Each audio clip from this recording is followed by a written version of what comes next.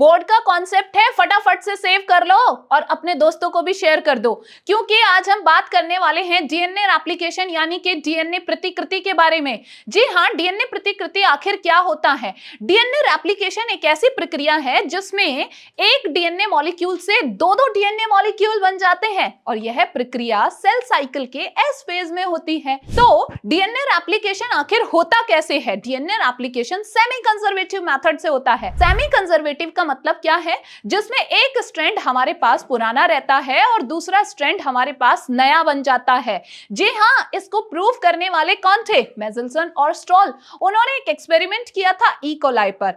Actual में जो replication होता है उसमें सबसे पहले रेप्लिकेशन शुरू कहां से होता है? तो रेप्लिकेशन को शुरू किया जाता है डीएनए पर उपस्थित एक पॉइंट से, जिसको हम कहते हैं ओराई, यानी कि ओरिजिन ऑफ रेप्लिकेशन, प्रतिकृति का उत्पत्ति क्षेत्र। रेप्लिकेशन हमेशा ओराई से ही शुरू होता है। और एक बात ध्यान रखना कि प्रोकैरियोट्स में सिंगल ओराई होती है और यूकैरियोट्स में मल्टीपल ओराई होती है। जी हाँ, यूकैरियोट्स में डीएनए बड़ा होता है, इसलिए वहां पर मल्टीपल ओराई होती है। अब बात करते हैं दूसरे इंपॉर्टेंट एंजाइम की कि आखिर अब डीएनए के दोनों स्ट्रैंड्स को अलग करने का काम कौन करेगा, यानी कि डीएनए अनवाइंडिंग। उसको करता है हेलिकेज। हेलिकेज क्या करता है कि डीएनए में मौजूद दोनों हाइड्रोजन बंध को तोड़ता है, डबल हेलिक्स को खोलकर रेप्लिकेशन फोर्क बनाता है और वहां पर एटीपी का भी इस्तेमाल होता है क्योंकि उसको एनर्जी भी चाहिए। बात करते हैं टोपोआइसोमरेज या फिर जिसको हम डीएनए गायरेज कहते हैं। जब डीएनए खुलता है तो आगे सुपर कॉइलिंग होती है,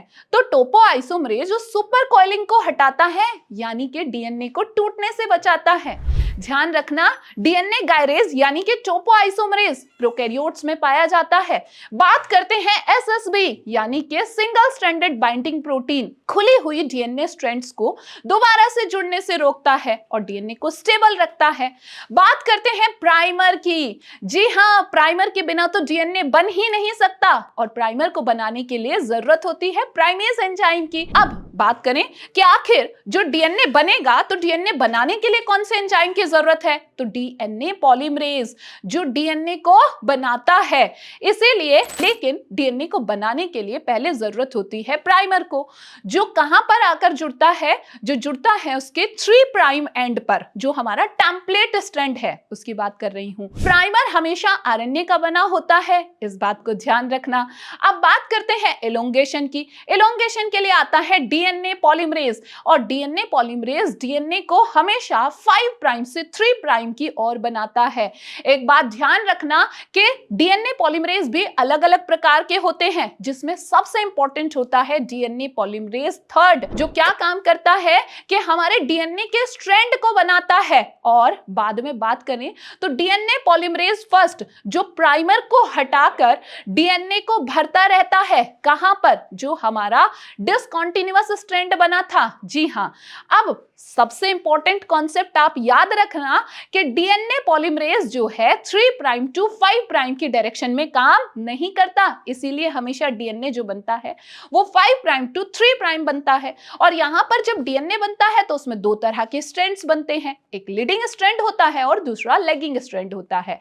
लीडिंग स्ट्रैंड जो कॉन्टिन्यूअसली बनता है और रेप्लिकेशन फोर्क की दिशा में बनता है, लेकिन लैगिंग स्ट्रैंड डिसकंटीन्यूअस बनता है, फ्रेगमेंट्स यानी कि छोटे छोटे खंडों में बनता है और उन खंडों को हम क्या कहते हैं? ओकाजाकी खंड कहते हैं। अब इसके बाद क्या होगा? अब इसके बाद जो हमारा प्राइमर जुड़ा था, प्राइमर को हटाया जाएगा और डीएनए खंडों को जोड़ा जाता है। कैसे? डीएनए फेविकॉल यानी कि जिसको हम कहते हैं डीएनए लाइगेज। तो डीएनए लाइगेज क्या करता है? ओकाजाकी फ्रेगमेंट्स को जोड़ता है और फॉस्फोडाइएस्टर बॉन्ड बनाता है। तो ये पूरी कहानी थी रेप्लिकेशन की जो हमने यहां पर सीखी। आई होप ये कॉन्सेप्ट आप लोगों के लिए बहुत बेहतरीन रहा होगा और पूरा कॉन्सेप्ट आपको क्लियर हो जाएगा। तो फटाफट अपने बोर्ड में 5 नंबर तो सेव कर लो।